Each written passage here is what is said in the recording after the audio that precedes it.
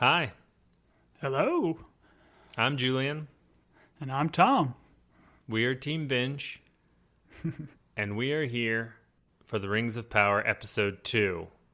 The title of this episode is Episode 2. Do they have titles? Don't tell me they have titles. They do. I think this one was called Adrift. Oh, really? All right, Yeah. well, at the end of each episode, you're going to start naming the next episode so that we can make new ones, because that's a running gag for those of you that are... Never mind, it's not going to make any sense for all you new people, but for those of us that are still hanging on to the life raft of what is Team Binge, we'll bring that back. This one starts off... Did the first episode have a theme, like a title sequence? No, this is the first time we get the main opening credits here. Okay, why do shows do that? Because we did North Pasture, West Pasture, Open Range. No, Outer Range. I think and they did the Outer same Range. thing. There was no weird black hole opening on the first episode, but then they brought it in on the second episode. Tom, explain to me why shows do this. They don't do it on the first one. They do it on the second one. I mean, I don't think there's much more to it outside of like they don't want to take the audience out of it and want to just get into the action kind of a deal. Because they broke, after Galadriel did her big bit, they broke and put the title on the screen, like kind of like a movie kind of a deal. But they didn't go through like any kind of title credits sequence. But I would argue like this credit sequence was dope. Like it was so cool the way they kind of shot this, and like I think a lot of like deeper meaning and stuff in it. Because have you ever seen anything like this before? I have seen opening credits before. I have not seen opening credits where they took a bunch of grains of sand or rice and then I guess they like put them on the top of a drum and beat them. I don't know. You tell me how it works. I thought it was super cool, but no, I did not know what they were doing. But I mean, I made note of it, so I enjoyed it. I know that much. It was neat. So I feel like I've seen this on like YouTube or America's Got Talent or something. I don't know where, but it's a technique called cymatics. So the idea is they put like, grain of sand or something very, very fine on some sort of like speaker, and it just vibrates these fine particles on a flat surface that like reflect audio frequencies. So it allows it to actually make like geometrical shapes. So it kind of created the rings, it created trees, it created all sorts of like really cool stuff, and like doing like the zoom ins on like the dark sand kind of coming in, which you assume is like Morgoth. From what I read too, there's apparently like dozens of like little Easter eggs in this sequence that kind of tell like the history of Middle Earth from its creation to the wars to Morgoth to the rise of Sauron, the rings. Like there's a lot in this, which I think is pretty cool. And I've also kind of heard that you'll probably pick up more of these little bits of the opening sequence as the series goes on, which is always kind of fun too, to get little extra bits as it kind of goes, which we saw in that show, The After Party, another show that we followed on Apple TV, where the opening credits actually did have, clues or hints into the overarching story. So really cool. Right. Yeah, you're like the opening credits guru, as I recall, because you came up with that one for The After Party. I can say that this credit sequence does tell you a lot because they form rings with the grains of sand, and I think rings are going to be an important part of this. I can't tell you how or why. And then certainly the music portion of it, if you go into the Silmarillion, the way this whole world is built is from like the main creator god forming these first beings, and then their song creates the world. And that's actually where Morgoth decides to sing his own tune, which that's cool. I love that deeper meaning. Goes wrong. So yeah, no, that's cool. I did want to point out that Howard Shore, who did the music for the movies and like the main theme for the Lord of the Rings movies, also does the theme for this one, but then the music throughout the episodes is done by that Bear McCreary, who, based on his name, I think also plays the stranger that falls from space. Yeah, he's also a survival enthusiast that takes celebrities out to try to live in the wild for a while and eats a lot of bugs. Oh, that's right. He's got a Netflix show right now where you can choose how you want him to die. My kids love watching it. It's Bear Grylls, and it's like, do you want me to swing on this rope, or do you want me to jump off without a parachute? And my kids are like, I think the not parachute part's probably going to work out for you. So my children have killed Bear Grylls more time than I'd like to say. This episode kind of revolved around 4 main storylines, which I enjoyed it. Here's where I'm at on this show, Tom. I'm just going to be upfront about it. A lot of times I find myself watching it and I'm like, oh, did that happen in whatever? Like, do I need to go to Tolkien Wiki, or do I need to, pull a book? I've stopped doing that. I'm just going to accept it as a show, and like, I don't need it all, because I know they have made up parts specifically for this show. They have taken some of Tolkien's work and they've mixed it together. I'm shutting off the part of my brain that needs to know what's what. I'm trying to shut the part of my brain off that's what's what. I don't know if I'm going to be able to do it. There's probably going to be times during this discussion where I bring up what's what, but I'm doing my best to like stay off my phone or like need to do the research and just like, let's take this show as a fantasy show and is it fun? But this episode was like Galadriel at sea with we meet Halbrand, and then there's Nori and Poppy with the stranger, and then there's Arondir and Bronwyn, and then Elrond and Durin, and it's kind of those 4 wrapped up. And so we go in, there's less Galadriel in this one than there surely was in that first episode, which I could spend a lot of time with Galadriel. She's a cool character, but there's some like mystery that we are unwrapping here that I'm sure you and I will discuss. I'll be up front. I don't know where the show's going in terms of, I know eventually they're going to form some rings, but like, I mean, we'll get into it here, but who some of these people are and what the ultimate like end for them is going to be, I don't know. But maybe that's life. I very much enjoyed this episode. We kind of talked about, I think there were slow parts in the first and the pilot because you had to set up these characters and get us a reason to feel for them. But I think this one really opened it up and gave some really cool action sequences. There's almost some like horror and thriller elements throughout some of the sequences, which I thought were really cool, kind of genre flips a bit. Yep. And even the new characters they bring in, especially with the dwarves, like they're just fun, and I was excited to see them on screen, and the music and more of the amazing CGI and like world building.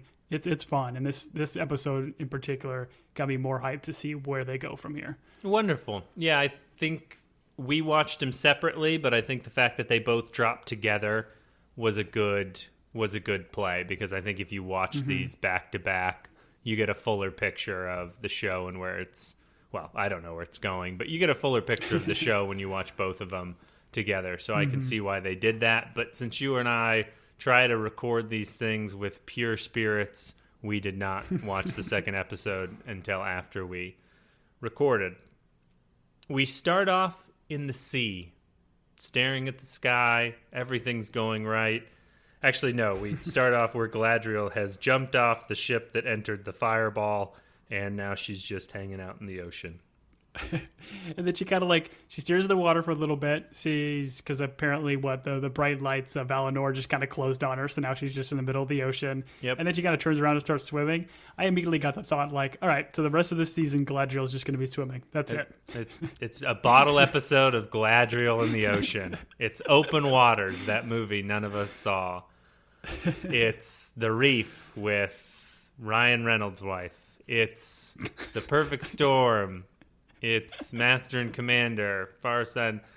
I'm running out of sea-related media. My wife had the same comment. She's like, she's got a really far way to go in terms of swimming. But elves are very, well, not Elrond, but elves are endurance. So we cut from there to Nori. And Nori and the man from space. We get this really cool sequence where he's like surrounded by fire. She falls into it. She's like, oh, it's not hot. And this has come up before where they're in the evil place up north, Galadriel and her mutineers. And they're like, oh, there's no warmth coming off these flames. Do you feel like those are related? Do you think these are Easter eggs? Do you think we're trying to solve this mystery? Is the man from space evil, or what are your thoughts, Tom? You have the floor. So the interesting thing about this is I don't know enough of the lore, nor do, and maybe you do, but my assumption is this is either Gandalf or Sauron, Okay. a wizard that fell from the sky. I don't know what Sauron's origins are, but I'm pretty sure Gandalf did like come to Earth and have to, be here to stop the evil that is Sauron. But like this almost makes me think maybe it's Saruman if they're doing some of the bits about like there's no warmth around this fire. We know that's kind of related to like the evilness, and could it be the impending Saruman kind of flip? But Okay. that's a long way ahead. I don't know if that's digging too much. Okay. Yeah, the only lore I know is that fire should be hot. That's the only lore I can provide in this situation. There's this cool moment where we'll just call him the man from space, draws in all the fire, and it like disappears, and then he collapses and it like all catches fire again. I thought that was, once again, the show for $1 billion looks great. Looks great. There was only one part that I got taken out of, and I'll mention it when we get to it. But everything else looks great. You'll probably be able to guess that moment. But we also get quite a bit of Poppy. She seems to be the sidekick of Nori, I guess. Yeah, I feel like she's like the Samwise to her Frodo, if you will. So kind of like the voice of reason, or there to be able to kind of help Nori on her journey, because Nori is definitely the heart of the I was going to call them hobbits. They're not hobbits, right? They're Harfoots. Harfoots, there you go. So he's kind of the heart of the Harfoots, and Poppy kind of wants to turn the other way and leave the stranger here, but Nori's not having it. She knows she has to do something. Sure. There's a little bit of comedy here where we have Sadek. He's like talking to the people, and then he like turns one way because he hears a noise, and then he turns the other, and you're seeing like Nori and Poppy stealing things in the background. And then we've got the stranger in a wheelbarrow. And my favorite line was Nori going, "That's tomorrow's problem," which is how I like to live my life. That's future Julian's problem. And I appreciated Nori's philosophy. And we do get this interesting conversation with Poppy and Nori where Nori's like, this, I feel like I was destined to run into this person, to help this person. The type of person that is like always looking for adventure will maybe glom onto this being like, hey, this is my purpose. So you get to see more of Nori, which is, she's an interesting character, that's for sure. Mm-hmm. Yeah, I like it. It was funny too in that they pan to the camera, and like the camera's close to the wheelbarrow, and you can see them like face to face having that argument back and forth. I'm like, oh, that wheelbarrow's going down that hill. Oh, like, that's I just knew it was gonna happen. It's like, all right, that wheelbarrow's going, and sure enough, it did. It was great. We cut to Bronwyn and Arondir. They are at that town that was on fire. I'm assuming Burning Man fell into that town as well. But instead of lying there naked, there are now tunnels under the houses, and there's no bodies. So not real sure what's happening there, but they are trying to figure it out. And I guess this is where Arondir's like, I'm going. And he's like, Bronwyn, go get help. And she's like, but wait. And then he jumps into the tunnel. And he didn't land very gracefully. I thought we'd get like a cool elf moment, but he kind of landed, I don't know how fleet-footed Arondir is, but I guess we'll find out. We haven't really seen him fight quite yet, but I'm sure true. it's coming. That's true. We then cut to this beautiful scene, and I'm not going to pronounce this city right, but it's like E-Region? E-Region is how my brain reads it. And this is the city of the Elfsmiths, so all the dudes that hammer metal into cool-looking things all live here in one town. Makes you wonder, I mean, like if you put all the tradesmen for one trade in one town, does that make all their work like really cheap? Does it drive up prices? Like, I guess from an economic standpoint, does it make, like you'd think they'd want to move from the town so that like their work is worth more, you know? You'd it's better to be the one blacksmith in a town than a town full of blacksmith, right? Right? Am I speaking the truth here? Listen, they do it for the beauty, man. They don't do it for the money. This is different. This is a different culture. All right, These well, aren't capitalist elves. I wish I was an elfsmith. I would move from E-Region. I would go to a different town and I would up the price on all my work because I was the only blacksmith in town. And I'd become rich. Go like F region or G region. Yeah, I'd live in G region, and I would get a bunch of money because I'd be the only blacksmith there, and then I'd go back and I'd buy E region, and then I'd burn it to the ground. Whew. Sorry, that got dark. I don't want to pronounce this character's name. Celebrimbor? Celebrimbor. Celebrimbor. It's not Cel. I think it's Kel. It's Kel. It's with a K. Okay. Let's spell the C. It's a C-E, man. It's a hard K, Celebrimbor. And Elrond are talking. They have this cool Fëanor's hammer, which is the hammer that built the Silmarillion, or the I don't know what the plural of Silmarillion is. What is a Silmarillion? I know it's the book, but what is it? An actual thing? It's an object? Yes, he created essentially these jewels that captured the light of those trees. And so at one point when those trees are smited, the only light of them is in the Silmarillion, and that's why they become such like a coveted thing. Okay. I also looked at his hammer and thought, man, I can't wait until Cold Steel has that hammer in the catalog because I'm certainly going to buy that hammer. That way... I'm pretty sure... Go ahead. I'm pretty sure I just retweeted something from one of their kind of fan accounts of the Rings of Power talking about how much they want to buy both the dagger and now this hammer. So there's definitely some fan love for it out there, so we'll keep an eye out. All I want is to be halfway up a ladder, have 2 nails in my teeth, and yell at my kid, "Get me the hammer. No, not that hammer. Get me Fëanor's hammer." And have him do that as I'm trying to hang, I don't know, like a wall mirror or something. Actually, I would use the drywall screws and anchors for that. But never mind. That's beside the point. I wonder if one of these guys will have like an electric drill. I wonder if they'll be like, I know, Fingendorf's electric drill. That'd be pretty cool.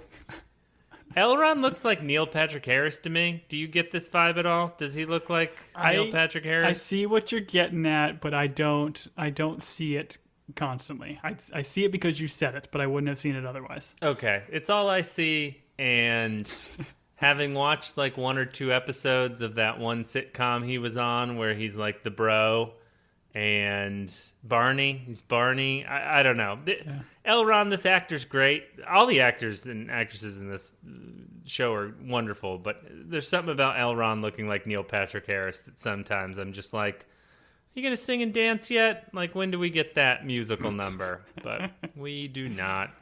Celebrimbor. What was that show called? What was that show called? How I Met Your Mother. Oh. Doogie Howser. How I Forget Your Mother. No, not Forget Your Mother. Be a short show. Celebrimbor explains to Elrond that he wants to devise something of real power. All the things he's created so far are just superficial. He wants to devise something of real power. And he's like, in order to do that, I'm going to need some grant money from the government in order to build this tower in which I can have a forge that gets as hot as a dragon's tongue. And I got a lot of questions about the science in this. That's not like a temperature on the, I don't know, Celsius or the Fahrenheit scale. So, Tom, what is the translation of Celsius or Fahrenheit to dragon tongue? Do you know what that? 1/100th of a penny. 1/100th of a penny. It's like a shroot buck, I guess. Yeah, I'm not sure. I mean, we know dragons exist in this world, right? Because we got them in The Hobbit. I don't know how readily available they are, but yeah, they say it's like a mix of a dragon and a star or something or other. But like they make mention and they show these drawings of this grand tower. Are we supposed to know, as like from my perspective as a layman, is it supposed to be like Sauron's tower, or it's not Sauron, but Sauron's tower or anything? I don't think so. I don't think it's Saruman's tower. I don't know if it's Sauron's either. I felt the same way when he shows the drawing. I suppose I was supposed to be like, oh no, don't build that. But in my mind, I was like, oh, that just kind of looks like a tower, and you can't build a tower on your own. I don't know. Anyways, this leads us to Elrond's like, have you thought about not being a racist and going outside of the elves in order to get a workforce to build this forge? And this is where it leads us to the alliance with the dwarves. And so Elrond and Celebrimbor quickly walk from E region over to Khazad-dûm region, and the door with the impressive, I don't know, what's it called, where you have a area where you can like question what's that called? On a little sliding door, trap door thingy where you, we'll call it I don't know what it's called. a peephole. Is it a peephole? There you go. Sure. I don't think you can say Now, peephole anymore. So Khazad-dûm, right? This is Moria, right? Yes, sir. Yeah, so like, and I think David made mention of it later when they talk about like, oh, we use the echoes of the thing to know where to mine and when to stop mining, which is, I think, kind of a cool little Easter egg for those that know that they did mine a little bit too far later on, bringing out one Balrog. Oh, you're talking about the method known as resonate? Oh, the well-known mining method known as resonate that the princess talks about? Mm-hmm. We've got a buddy in mining. I'm going to ask him about resonating, if that's how they find copper. I'm sure he'll punch me in the mouth, but that's okay. Yes, this is Khazad-dûm, which I do appreciate. Anytime someone says Khazad, someone else has to say Doom, which is a fun way of greeting people. But yeah, it is Moria. The dwarves at the door are not impressed with Elrond at all, which, I don't know. They did Elrond kind of dirty here, right? I mean, he seems like a pleasant enough fellow. They were friends, and all of a sudden he's getting the cold shoulder at the friend door. I don't know. It was a little bit... Yeah, we know elves and humans don't get along very well. Is elves and dwarves not get along either? Yeah, or is this just more of a personal slight because of the time frame of being immortal? No, it's as a people, the dwarves and the elves don't get along either. They just value different things. And like the dwarves are stone and kind of greedy and they gather treasures, whereas elves are, forest, trees, those kind of things. So, yeah, they don't get along. But in order to get through that door, Elrond evokes the right of Sigyn Tarog, which is apparently some sort of endurance test.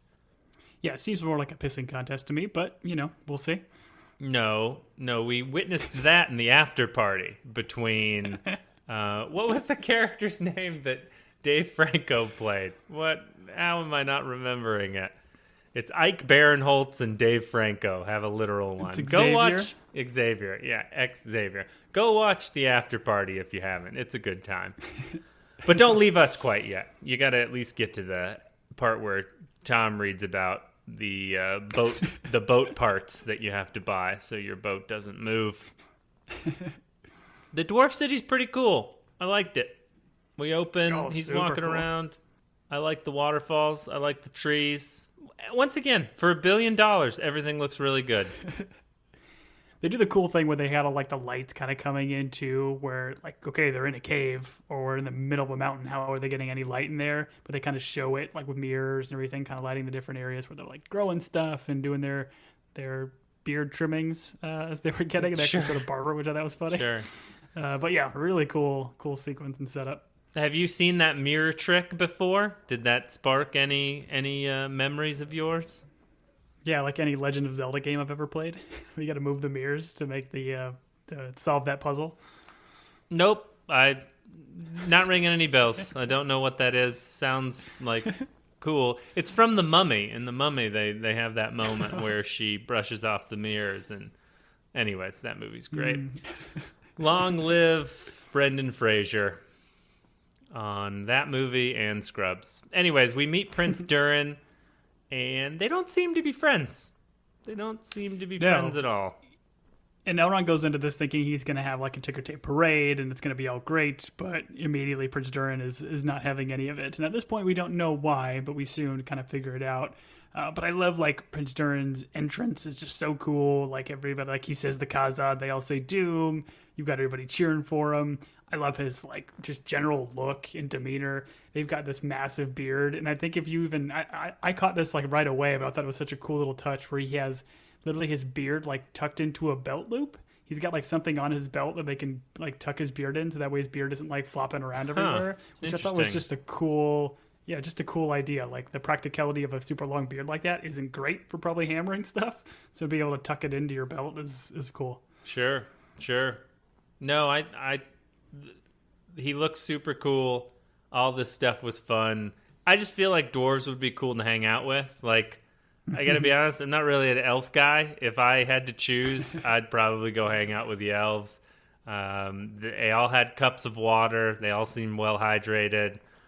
They were there to cheer on a sporting event, which is the Sigyn Tarog.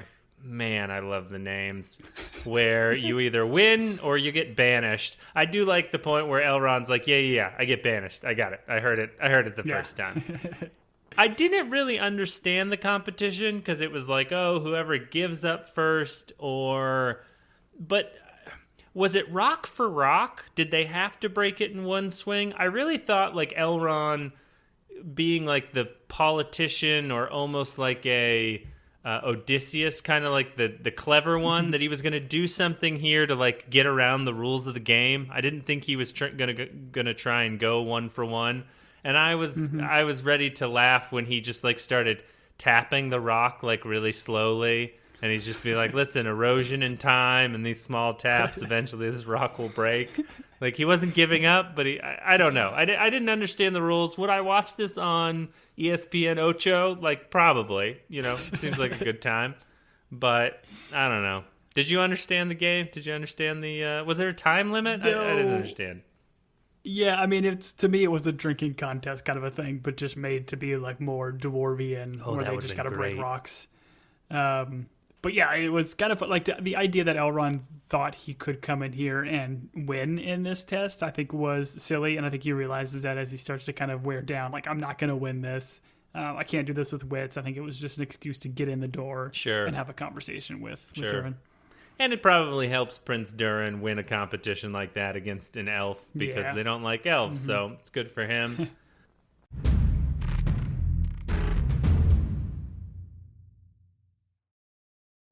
This episode is brought to you by Amazon. Sometimes the most painful part of getting sick is the getting better part. Waiting on hold for an appointment, sitting in crowded waiting rooms, standing in line at the pharmacy, that's painful. Amazon One Medical and Amazon Pharmacy remove those painful parts of getting better with things like 24/7 virtual visits and prescriptions delivered to your door. Thanks to Amazon Pharmacy and Amazon One Medical, healthcare just got less painful.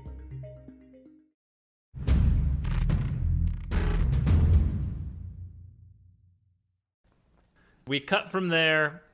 We're Nori and the stranger. The stranger has made a lot of weird markings, and there's some snail eating, some name learning. We find out that the stranger's name is Nori, which I thought it was coincidental that her name is Nori, his name is Nori. And I really do enjoy the actress that plays Nori. I don't know that I've seen her in anything else. But she plays that. It's going to be one of those things where if she ever does play something else, I'm not going to not see her as Nori, I guess. Yeah. I don't know if that's a bad thing, but she's quite good in that role. Oh yeah, she does. Like she plays it very well, and she like kind of the innocence of the Harfoots and like the kind of optimism and sense of adventure is really cool. I love her character design as well. I think we mentioned it a little bit in the first episode, but like the twigs and the kind of like nuts hanging from the hair and the clothing, it's all just like super cool, and like does such a cool job of like setting up the nomadic kind of tribe of people that the Harfoots are. Sure, and how they blend in with them being a smaller and statued people, they blend in and they use like all of nature to blend in. There's some stuff happening in the background where the Harfoot village is, I guess, getting ready for a festival. And the stranger, let's talk about the stranger here for a second. The stranger to me is a combination of Daniel Plainview and like Jim Caviezel at different points. Really, when Jim Caviezel was playing Jesus in that one movie. But if you had given the stranger a bowling pin, I would have been concerned for everyone else in the scene because he reminded me of Daniel Plainview, which I believe is the character in There Will Be Blood. I don't know if I know Daniel Plainview. Daniel Day-Lewis. Daniel Day-Lewis in There Will Be Blood. No? Not ringing any bells? Is that his character? That's nothing. his character, Is Daniel yes. Plainview his character name? Yes. Okay. Yes, okay. it is. Sorry, flying over my head. I saw it once. It was like 18 hours long, and he drank a milkshake or something. I don't know. Tom? Did you just besmirch There Will Be Blood? Did you just dismiss it as a movie you've seen once and never thought about again? All right. Sure did.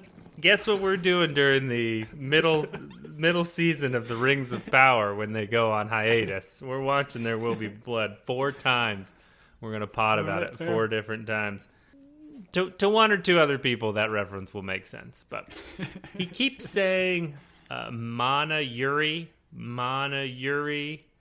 And I looked it up on the internet because I don't speak whatever language this is. And it's like translated to like, what is fire? And you get this weird like manic moment where he's scratching all these things and he's like dragging the stick, and when the stick snaps, so does the ankle of Nori's dad. It snaps as well. Yeah. I watched that scene over and over again. I just really like a football game where we lose a femur. I just hit it on repeat. I couldn't understand what was happening.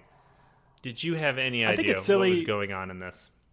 Oh, I don't know. I think it's just the general idea is that he can't speak the language. He's trying to get some, super important thing across to Nori and can't. But like the cut back to the dad, because this is Nori's dad, correct? That is, yes. From what I understand, yes. And like him kind of snapping his ankle. Like they kind of sort of blame Nori-ish a little bit later, which I think is kind of silly. Like, yeah, she's off doing her thing. She's not there to potentially help, but it's not her fault that this thing fell and you didn't have anybody else helping you out. There was other people in that village. Right. No. It's not her fault. It's the stranger's fault because he snapped that stick and snapped that ankle. So. Oh, I never put that together. Is that what you think happened? Like he controlled that? I thought it was just separate and coincidental. What? Did I break you? No, I'm just a little bit. Well, now I'm wondering. Like, it's a really weird thing to like, I guess, have as a coincidence. Like, he snaps the stick, the ankle snaps. There's got to be a correlation, right? It's like in the other scene where Nori's doing the puppet show of the sea creature, and then they cut to Galadriel fighting the sea creature. Like, I mean, clearly Nori commands the sea creature with her puppet hand. I don't know. I thought there was correlation. Now you're making me question everything. It's a fair point. I just thought of it as more of like the noise and effect of him like frantically writing the snap of the twig, the snap of his thing. I didn't necessarily correlate them together, but I like it. I think it's a good theory. We'll pin it. We love putting pins and stuff.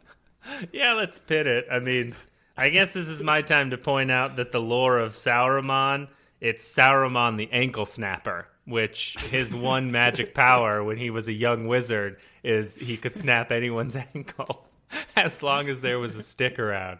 So, and Gandalf was the wrist snapper. So, but he didn't snap people's wrists. He just did that, like, when he made a point, he would.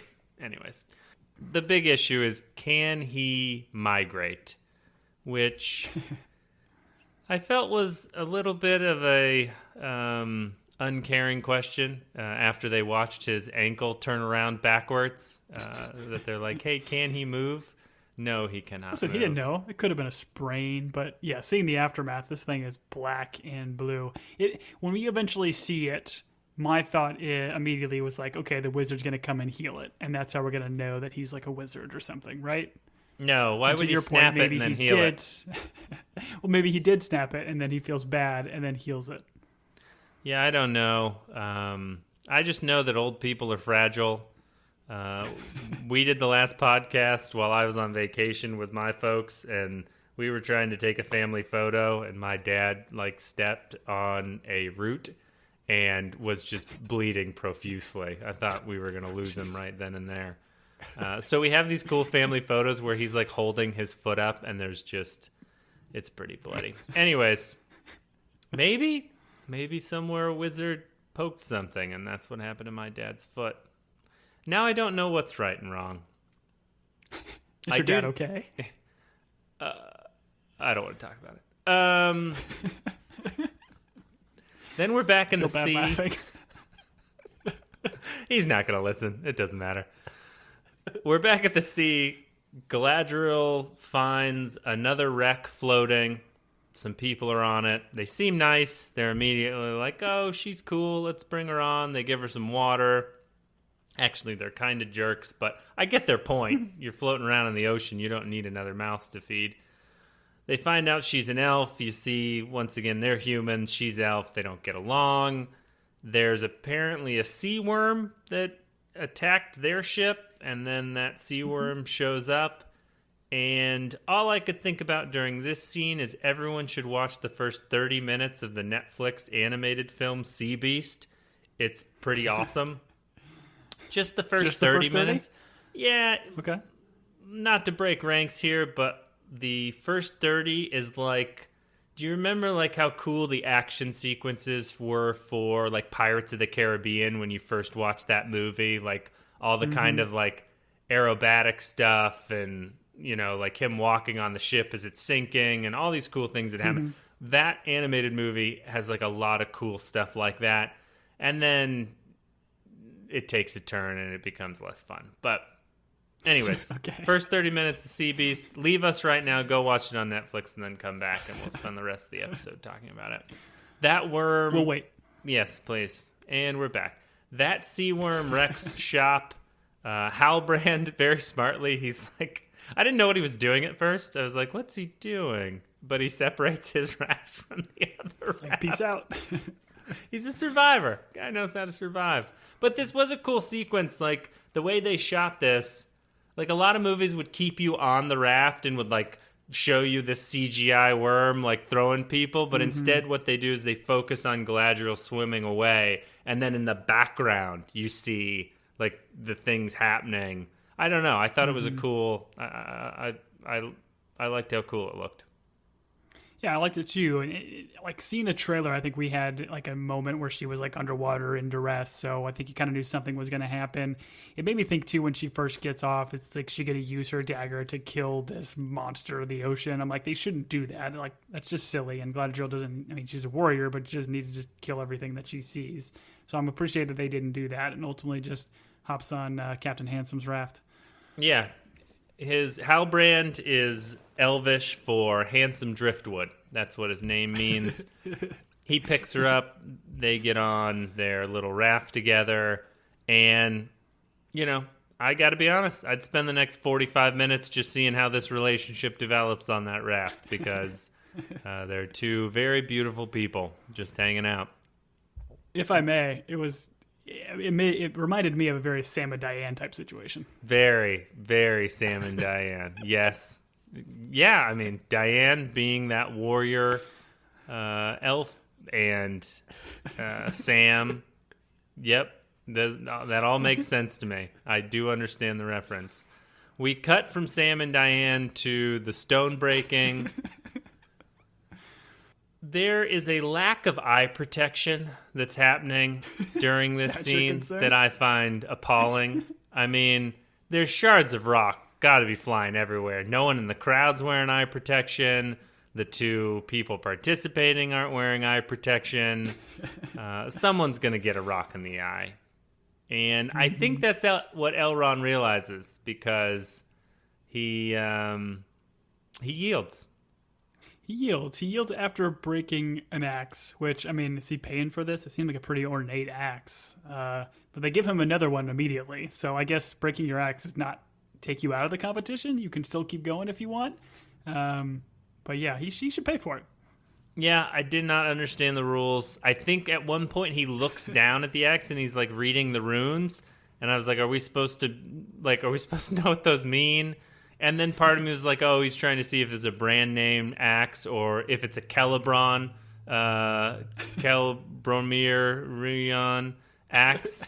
And he's like, oh, it's clearly not, you know? And so he just knew he was dealing with lesser stone breaking material. Yeah, it's like a Kirkland signature axe. Yeah. It's been private labeled for one of the big box stores. That's exactly right. Durin's like, you lose, and Elrond's like, well, would you like to walk me out? And there's a really awkward elevator ride. Once again, no like guardrails or anything. Anyone on that elevator could just step off into the great abyss and meet their maker. We find out that the reason Durin is like passively aggressive, maybe it's not even passive, but aggressively mean to Elrond. Aggressively aggressive? Yes, is that there's been a 20-year absence and Durin's offended. And there's this funny moment where Elrond's like, it's only been 20 years because for him, he's immortal. And this is one of the issues with having immortal friends. I would like to point out, and this is just some general advice to the audience, if you got a friend out there that you like that you haven't talked to in a while, go pick up the phone, send them a text, give them a call. They're probably interested in hearing from you. It's amazing how people can get offended by silence, where it is really not that hard to just pick up the phone and call. Or actually, in this day and age, just send a text message or forward them one of those like promotion emails that you get. Just let them know you're thinking about them. Unless you hate them, then call them and leave a voicemail. That's fair. That'll let you know you hate them.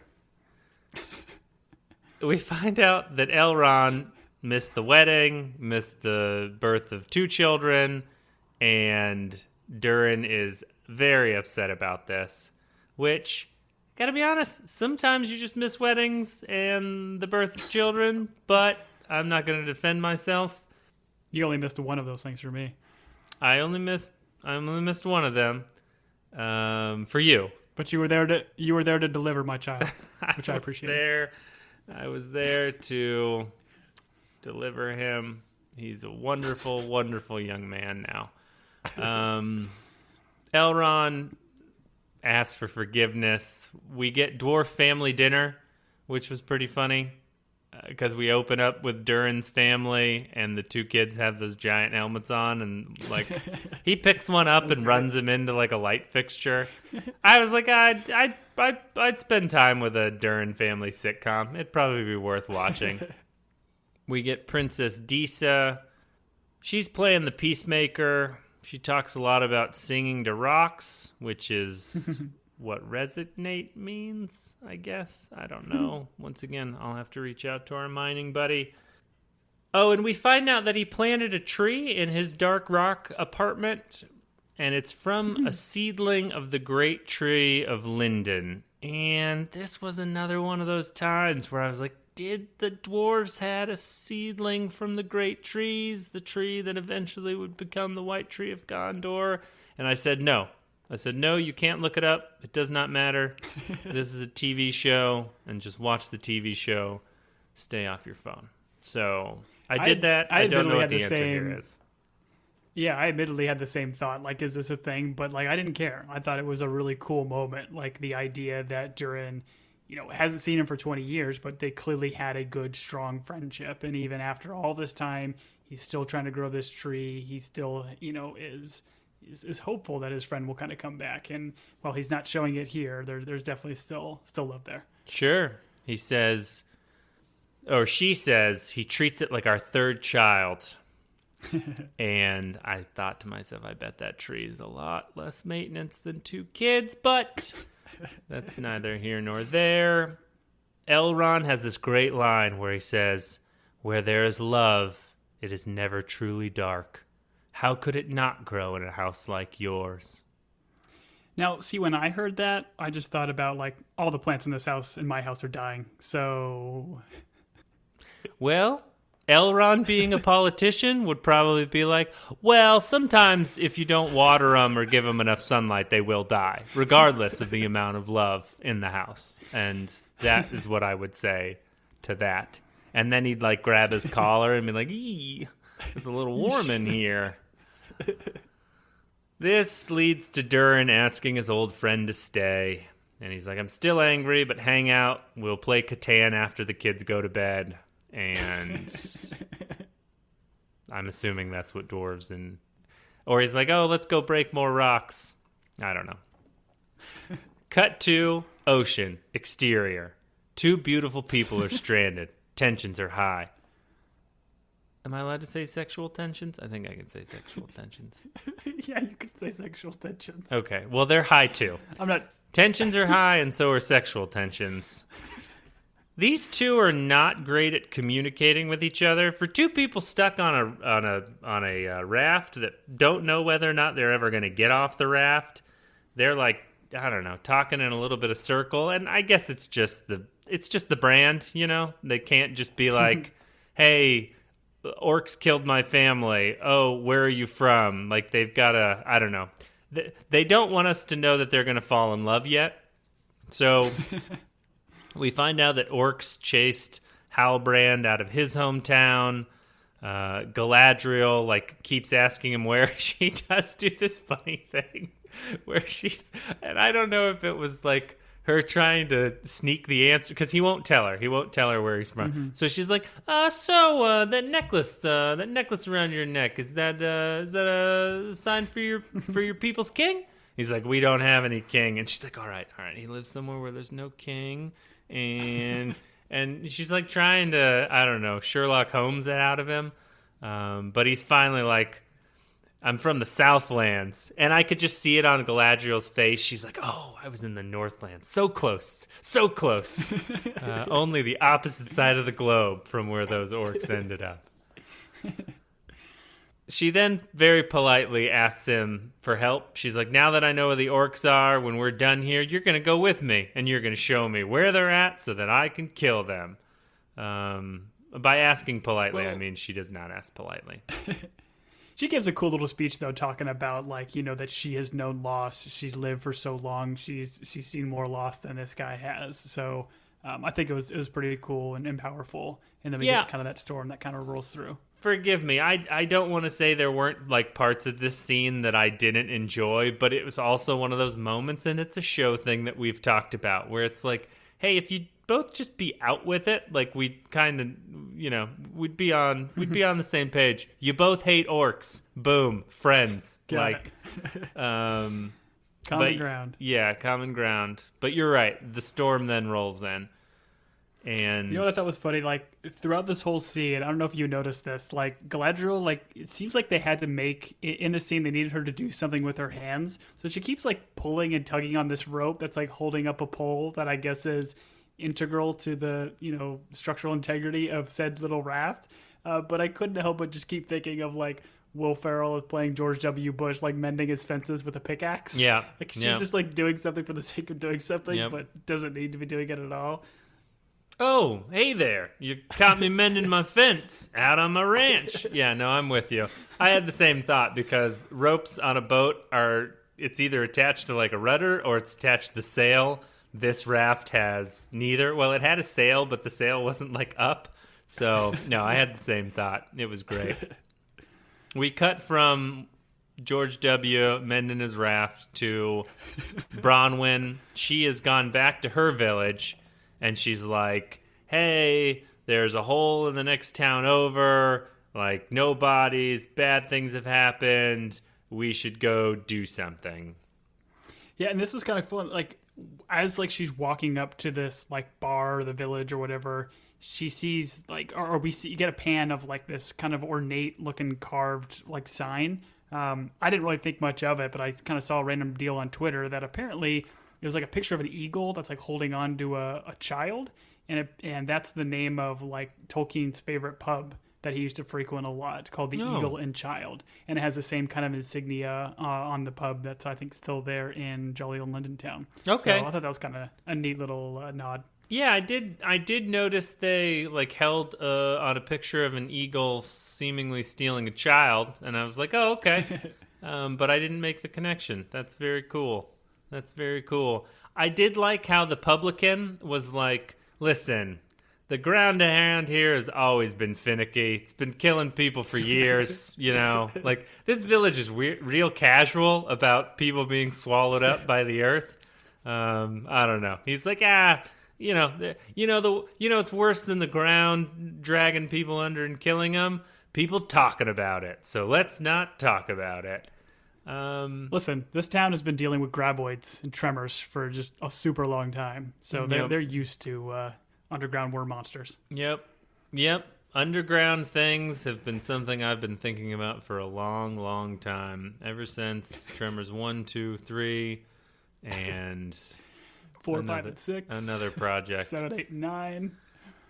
There's a lot of those movies. This is where the show turns into like a horror thriller for about, 10 minutes, 15 minutes. And I gotta be honest, it was fun. It was like a cool change of pace.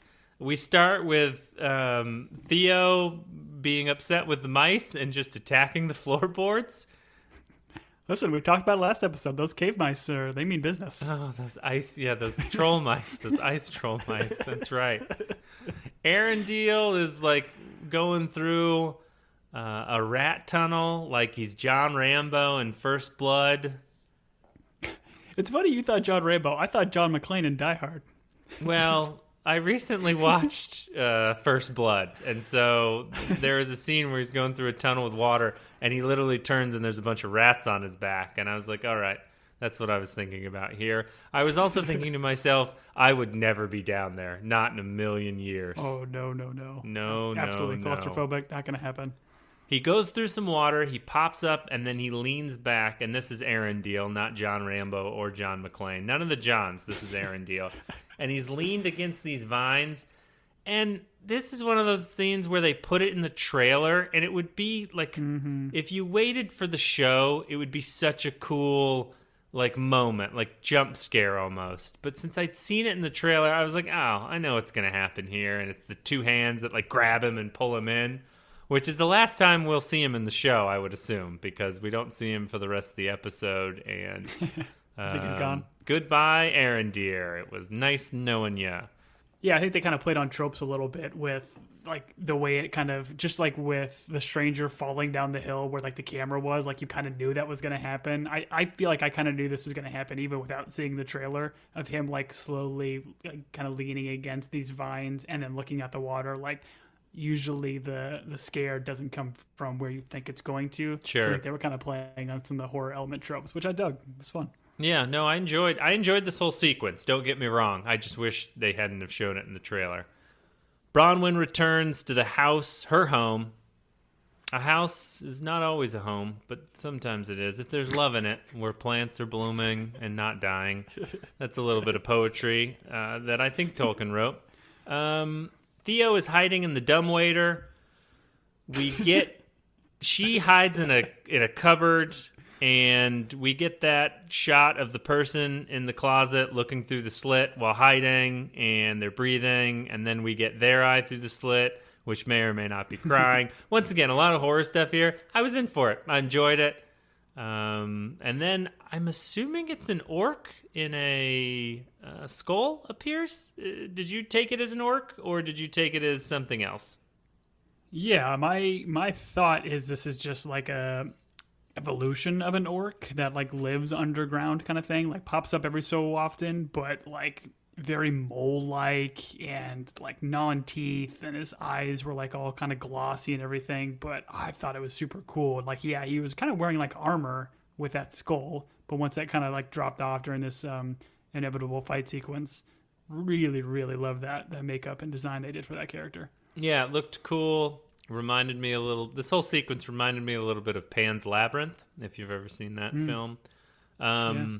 Theo gets clawed. The orc, as orcs should, gets stabbed a couple of times. It gets hung for a little while.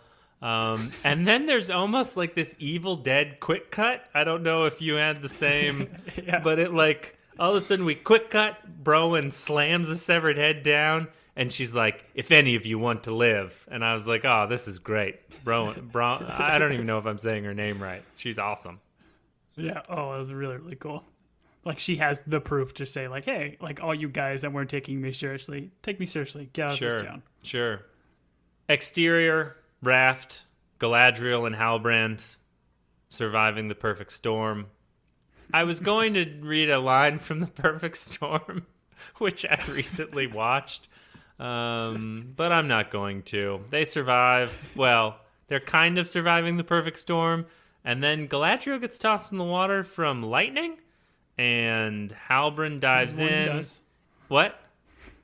As one does. As one You know, does. a little lightning strike. It's got all that force to push you away. Yep, it was a forced push from lightning. So it's that Halbrand dang dagger, man. dives in, and he saves her by cutting that dagger away from the rope. And once again, if they're not selling this dagger right now, they're missing out on. Every kid should own this dagger. That's all. That's all I have to say. This is part of the infomercial. Need to cut tomatoes? Dagger. Need to cut yourself while you're getting ready to drown? Dagger. Need to catch lightning? Dagger. I do have a question about cutting yourself while you're drowning. I don't know. You mean cut the Cut rope? yourself free Oh, okay, right. while you're drowning. Excuse Well, me. yeah, that's got to This is be the pitch meeting. right. This is the pitch meeting for the No infomercial. bad Give me a break. ideas. No bad ideas. At the end, you just have to do that voice that's like, "This dagger's not intended to be used to save you from drowning," and it's got to go through all that stuff really quickly. We cut to the stranger and Nori pulling fireflies out of their lantern, and I don't know. Has anyone ever gone wrong with doing a firefly scene? You know, in any TV show? I don't know. They're always cool. I don't know. But you know who does talk to flying bugs? Gandalf. Oh, that's right. He catches that moth, and then he sends it to go get the king of eagles. Yep. Just saying. All right, so you're officially on the Gandalf train. The stranger is Gandalf. Gotta be, right? If you want to bring in like a more broader audience, I feel like bringing in a major character from the movies is the right play. Okay. I didn't know this show had an issue with a broader audience. It feels like everyone's watching this show. Everybody wants that free shipping. Everyone wants that free shipping in 2 days. The flying fireflies form a constellation. It's pretty cool.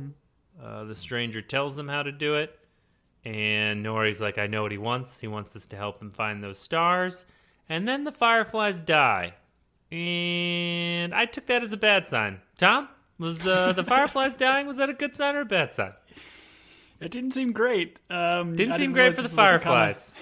It's a kamikaze mission for these fireflies. Hey, go up here so at our very specific perspective, we can make out this constellation, and then just go ahead and dim your lights. Yep. The spatial awareness of those fireflies. I mean, they talk. Did they talk before? They're like, hey, you go left. I couldn't take 12 people and be like, all right, we're going to form a constellation without like drawing out on a piece of paper. Those fireflies, super smart. Are fireflies like bees where if they light up right after they light up once and then they die?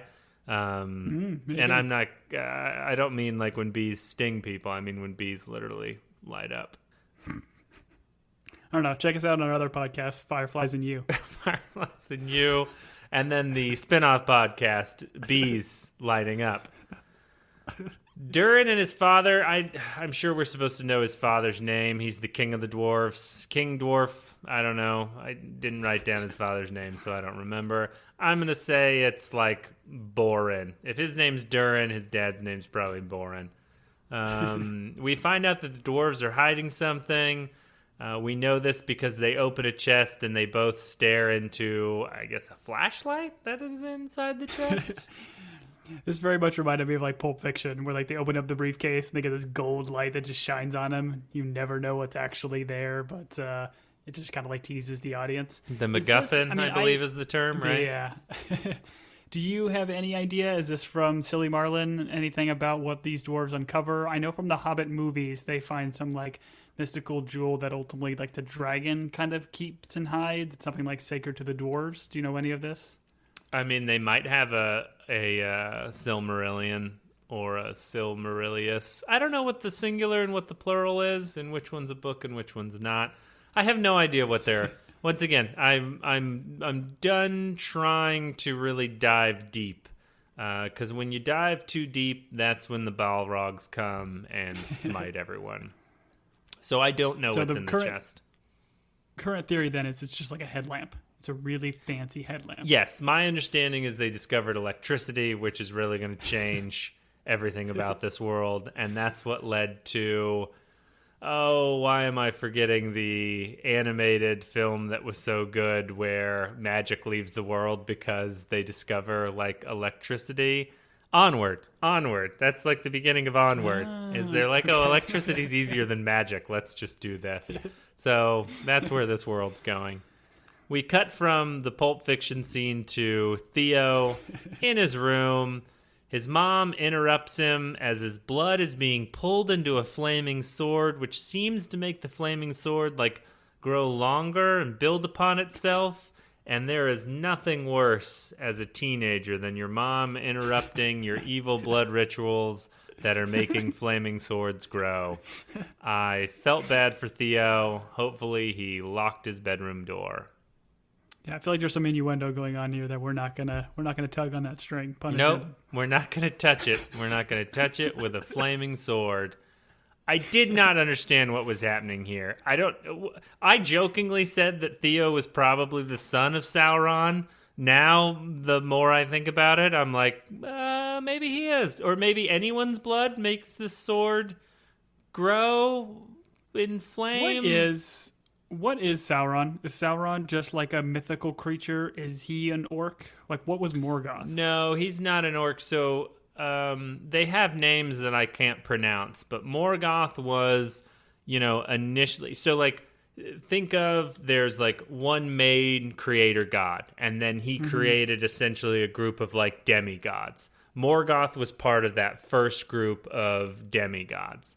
And then I would put Sauron in the, like, to dumb it down, I would say semi-demigod? He's like an angel almost that would work for that demigod. That's kind of how I think about it in my brain. So he is a immortal being that like can take physical form or not.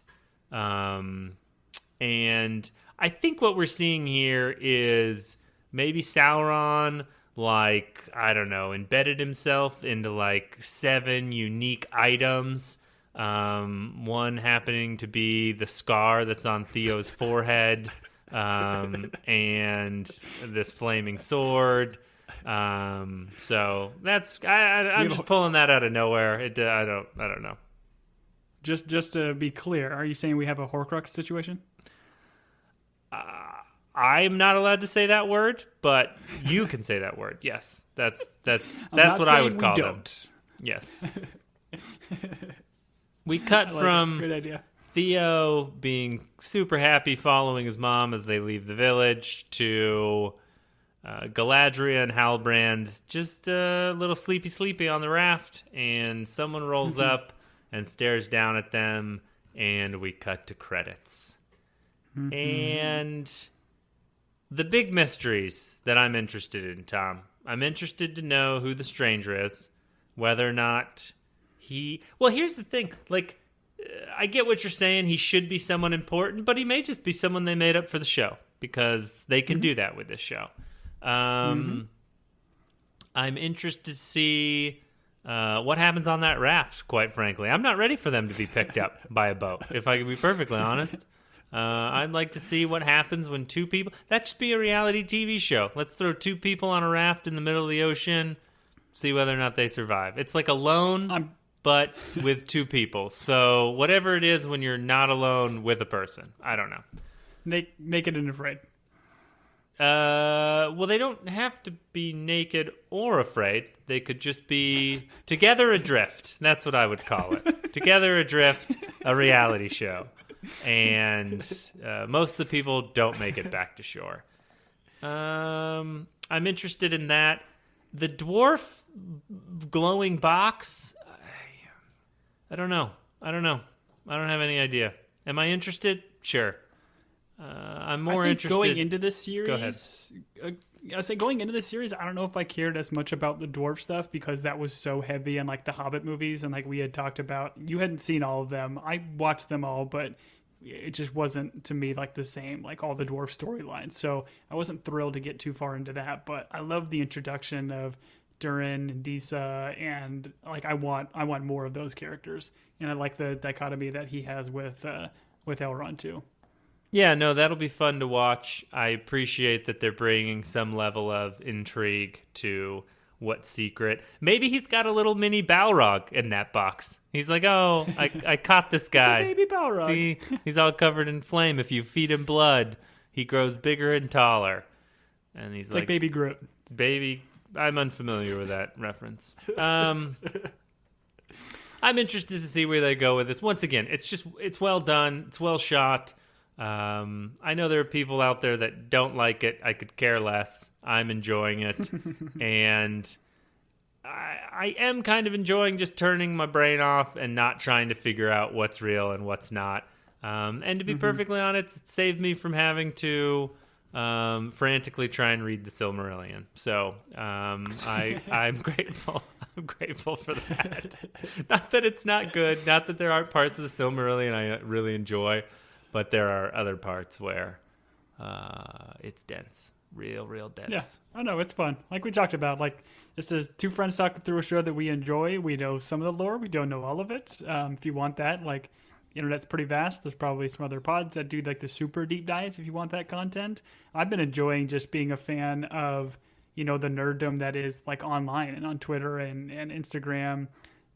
Just seeing people post about some of that stuff, like some of the facts I brought here is just from scrolling and seeing some of the people do some deep dives. So it's fun, and there's a fun community around this show and this world. So, feel free to join us. We're on Twitter and Instagram. You can find us Instagram at Team Binge Podcast, and then on Twitter at Team Binge.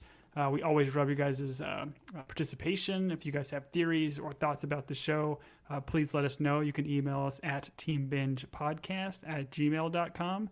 And like always, man, I'm excited for this show, and I'm excited to see where it takes us. I am too. Now, Tom, the next episode, they are dropping one a week, correct? They opened with 2, but for now on, it's one a week. Correct, yep. Wonderful. I'm glad I clarified that so that people listening to this 8 years from now will know where we're at. But we'll be back next week to talk about episode 3. That will be in the year 2032. See what I did there? I made it sure that this was timeless. Unless it's 2033. Crap. All right. I've been Julian. And I've been Tom. We'll see you next time.